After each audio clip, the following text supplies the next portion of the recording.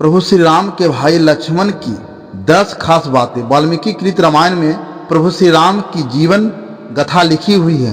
श्री राम के भाई लक्ष्मण एक महान योद्धा थे। चलिए जानते हैं लक्ष्मण जी की 10 खास बातें। पहला में गुरु। राम और लक्ष्मण सहित चारों भाई के 2 गुरु थे, वशिष्ठ, विश्वामित्र। विश्वामित्र दंडकारण्य में यज्ञ कर रहे थे।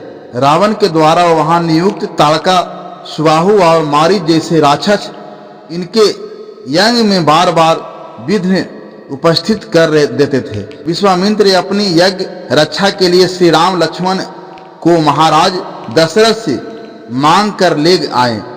दोनों भाइयों ने मिलकर राक्षसों का वध किया और विश्वामित्र के यज्ञ की रक्षा हुई। विश्वामित्र ने ही राम को अपनी विद्याओं प्रदान की और उनका मिथिला में सीता से विवाह संपन्न कराया। दूसरा, लक्ष्मण का परिवार। रामायण अनुसार राजा दशरथ के तीसरे पुत्र थे। लक्ष्मण, उनकी माता का नाम सुमित्रा था। दशरथ की 3 पत्नियां थी। महर्षि ऋषि श्रृंग ने उन तीनों रानियों को यज्ञ सिद्ध चरु दिए थे, जिन्हें खाने से इन चारों कुमारों का आविर्भाव हुआ।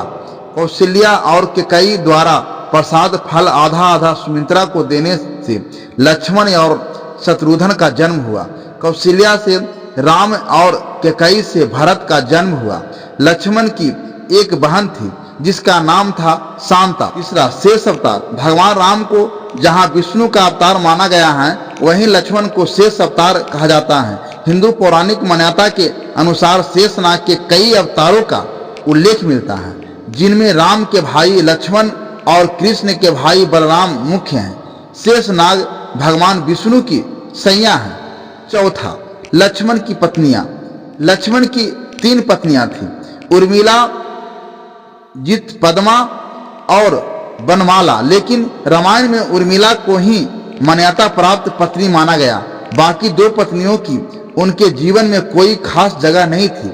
उर्मिला वाल्मीकि रामायण के अनुसार उर्मिला जनक नंदिनी सीता की छोटी बहन थी और सीता के विवाह के समय ही दशरथ और सुमित्रा के पुत्र लक्ष्मण को ब्याही गई थी। लक्ष्मण से इनके अंगद और चंद्रकेतु नाम के 2 पुत्र तथा सोमदा नाम के 1 पुत्री उत्पन्न हुई। अंगद ने अंगदियापुरी तथा चंद्रकेतु ने चंद्रकांतापुरी की स्थापना की थी। जित पद्मा लक्ष्मण ने मध्य प्रदेश में क्षेत्राजलीपुर के राजा के विष में सुना कि जो उसकी शक्ति को सह लेगा उसी से वह अपनी कन्या को विवाह कर देगा। लक्ष्मण ने भाई की आज्ञा से राजा से प्रहार करने को कहा। प्रहार शक्ति सहकर उन्होंने शत्रु दमन राजा की कन्या जीत पद्मा को प्राप्त किया। जीत पद्मा को समझा बुझाकर राम, सीता तथा लक्ष्मण नगर से चले गए। बनमाला महीधर नामक राजा की कन्या का नाम बनमाला था। उसने बाल्यकाल से ही लक्ष्मण से विवाह करने का संकल्प ले रखा था। लक्ष्मण के राज से चले जाने के बाद महीधर ने उसका विवाह अन्यंत्र करना चाहा, किंतु वह तैयार नहीं हुई। वह सखियों के साथ वन देवता की पूजा करने के लिए गई। बरगद के वृक्ष के नीचे खड़े होकर उसने गले में फंदा डाल लिया। वह बोली कि लक्ष्मण को ना पाकर मेरा जीवन व्यर्थ है। अंत में वह आत्महत्या करने के लिए तत्पर हो गई। संयोग से उसी समय लक्ष्मण ने वहां पर पहुंचकर उसे बचाया तथा उसे ग्रहण किया।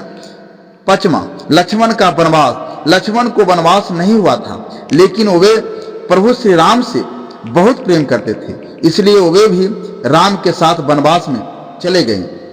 लक्ष्मण ने अपने बड़े भाई के लिए 14 वर्ष तक पत्नी से अलग रहकर वैराग्य के आदर्श उदाहरण प्रस्तुत किया। वास्तव में लक्ष्मण का वनवास राम के वनवास से भी अधिक महान है। 14 वर्ष पत्नी से दूर रहकर उन्होंने केवल राम की सेवा को ही अपने जीवन ध्येय बनाया।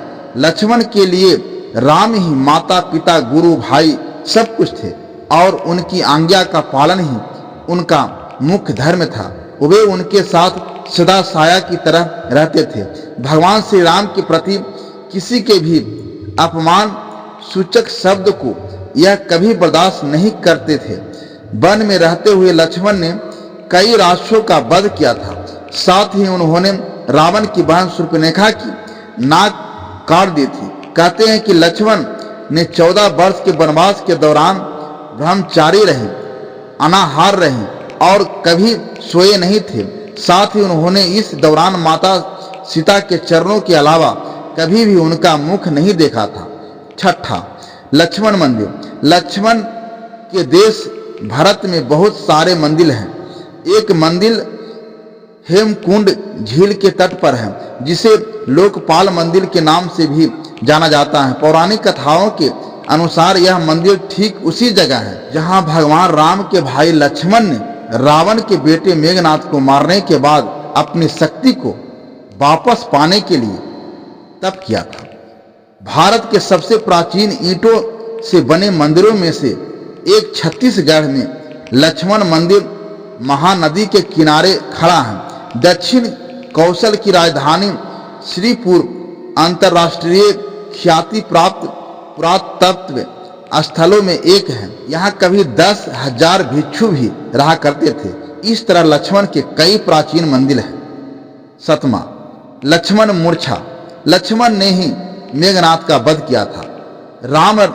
रावण युद्ध के समय मेघनाथ ने तीर से लक्ष्मण मूर्छित होकर गिर पड़े थे। लक्ष्मण की गहन मूर्छा को देखकर सब चिंतित एवं निराश होने लगे। विभीषण ने सबको सांत्वना दी। सभी ने संजीवनी बूटी की खोज में हनुमान जी को भेजा और हनुमान जी संजीवनी का पहाड़ ही उठा लाए। पुनः युद्ध करते समय रावण ने लक्ष्मण पर शक्ति का प्रहार किया। लक्ष्मण मूर्छित हो गए। लक्ष्मण की ऐसी दशा देखकर राम विलाप करने लगे। सुसन ने कहा, लक्ष्मण के मुंह पर मृत्यु चिन्ह नहीं है, आप निश्चित रहिए। 8वां, लखनऊ। मान्यता है कि लखनऊ शहर लक्ष्मण के बसाया था। उत्तर भारत में लक्ष्मण को लखन भी कहते हैं। लखनऊ उस क्षेत्र में स्थित है जिसे ऐतिहासिक रूप से अवध क्षेत्र के नाम से जाना जाता है। लखनऊ प्राचीन कौशल राज्य का हिस्सा था। इसे पहले लक्ष्मणावती, लक्ष्मणपुर या लखनऊ के नाम से जाना जाता था, जो बाद में बदलकर लखनऊ हो गया। यहाँ से अयोध्या मात्र 80 मील दूरी पर स्थित है। 9वां, लक्ष्मण झूला। उत्तरांचल के गढ़वाल क्षेत्र के ऋषिकेश में लक्ष्मण झूला प्रमुख आकर्षण का केंद्र है। मान्यता है कि सबसे पहले इसे राम के भाई लक्ष्मण ने बनवाया था। लक्ष्मण ने यह झूला जूट से बनवाया था। बाद में 1939 में इसे आधुनिक रूप दिया गया। 450 फीट लंबा लक्ष्मण झूले के समीप ही लक्ष्मण और रघुनाथ का मंदिर है।